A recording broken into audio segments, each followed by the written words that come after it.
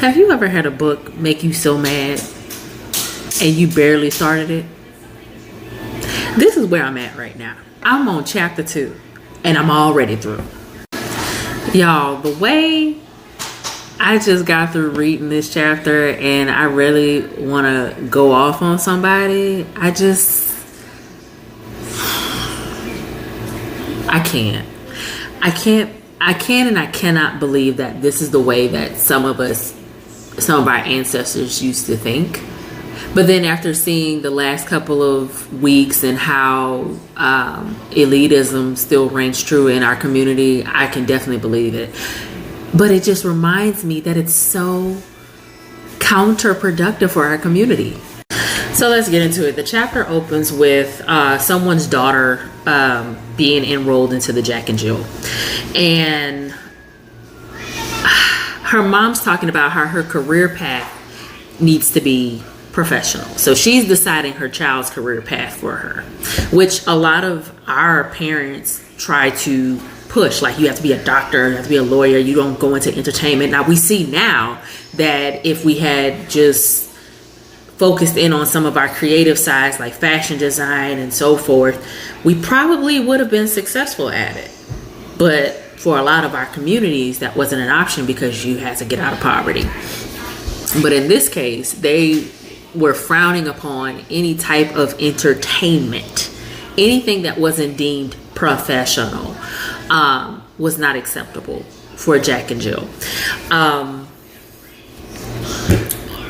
Many Black children, I can say, would probably have benefited from going into the creative aspect, but it just wasn't acceptable around this time.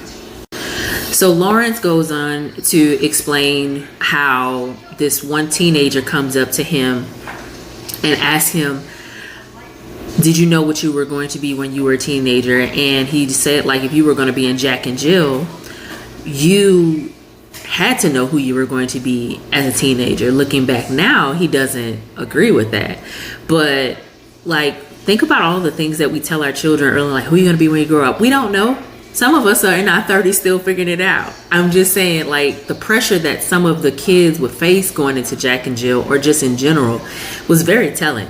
One of the quotes from the book says, show it to them now so they'll be ready for it later. It rang true, and I think it still does ring true in our community today. So, yeah, this is tough. Like, we're going to be unpacking some stuff. Jack and Jill is defined as a nonprofit service organization. It focuses on bringing together children ages 2 to 19 and introduces them to various educational, social, and cultural experiences.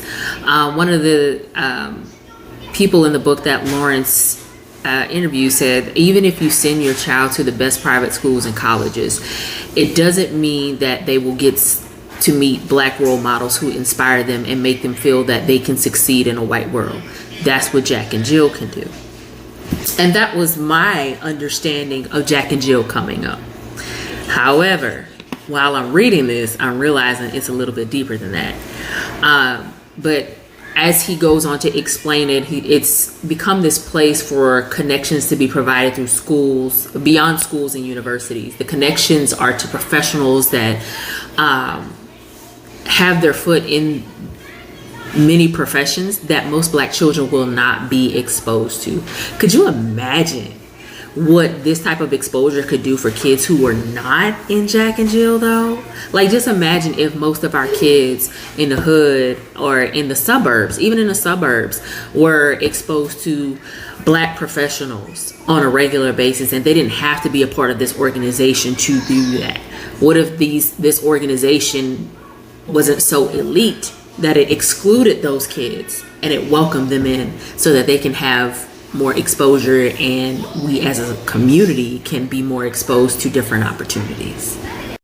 Lawrence goes on to talk a little bit more about his childhood and how a lot of his friends who were in Jack and Jill were from the suburbs, and they were mainly the only Black kids in their neighborhood, so they became the token Black friend. We all know about those.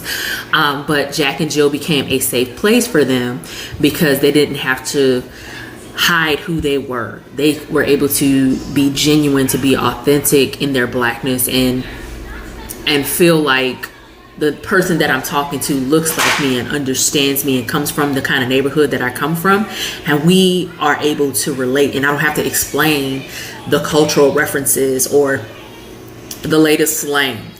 So I get that perspective for Jack and Jill, especially for the kids growing up in the suburb. The other part of this that I found to be interesting was how he said that with his Jack and Jill friends, if they didn't like him for a certain reason, he understood where they were coming from and what he can pinpoint it to. But however, when he was in his non-black environment, when he wasn't invited somewhere, when he wasn't offered anything, he didn't know if it was because they genuinely didn't like him for some reason, or if it was because he was black. As I'm reading through this, I'm shocked to find that Malcolm X's daughter was a part of Jack and Jill. As someone who grew up learning about Malcolm X and reading about what Jack and Jill is, according to Lawrence, I would not have associated the two. Is it just me? But it was also a place for prominent black figures to send their children so that they could have a sense of normalcy outside of the limelight. So then it would make sense. So other black celebrities did send their kids to Jack and Jill. We move on to learn that Jack and Jill was molding, in addition to educating and giving cultural awareness, they were molding black children to be a different kind of black people, separate from what society viewed black people as. It would be the exceptional black person. So displaying black anger, using black slang was not tolerated. There was also this niceness and this way of being polite that's usually assigned to whiteness that was throughout the Jack and Jill organization. So I found that to be very troublesome.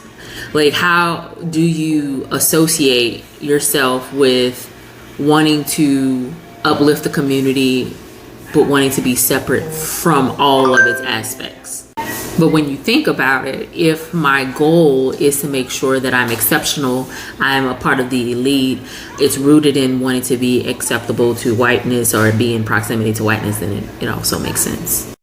In most organizations, we can say that a lot of issues that arise when it involves a child organization comes from their parents. And we see this in schools, we see this in this organization. It is not limited to Jack and Jill.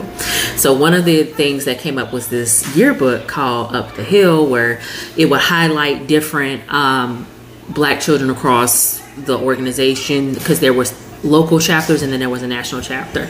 And like, there was an example of a child's parent comparing them to another kid in another city with something else, and I'm like, why do that? It gives me Keeping Up with the Jones vibes.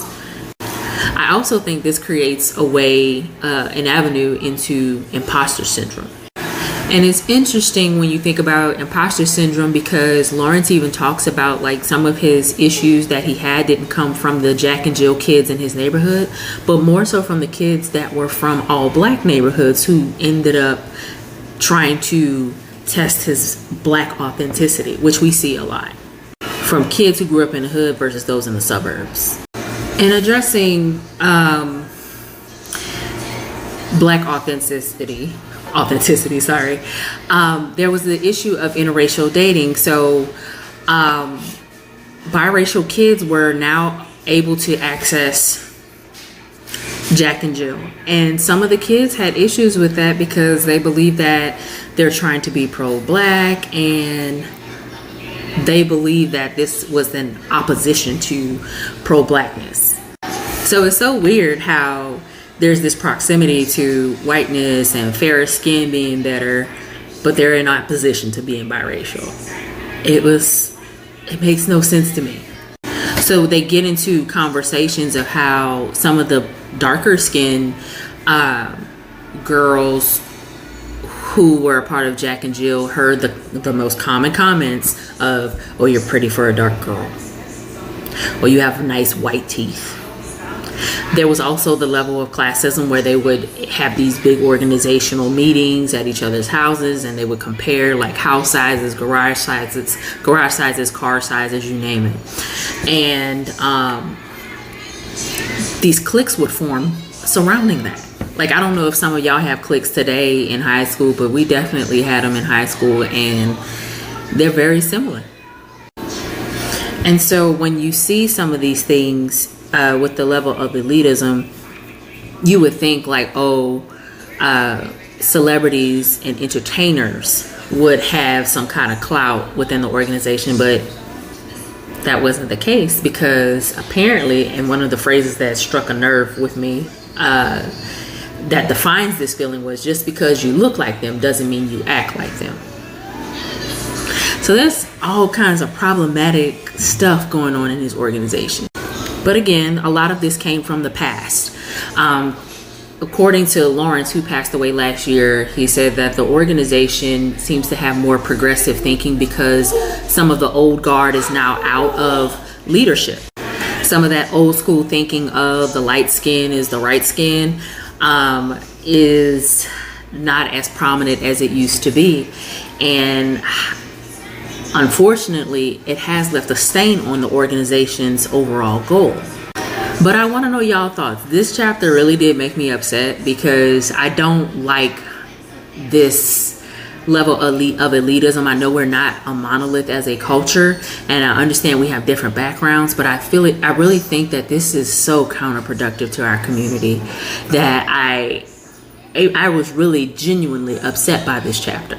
Let me know your thoughts. I'll be posting this to all my platforms and love to hear your comments.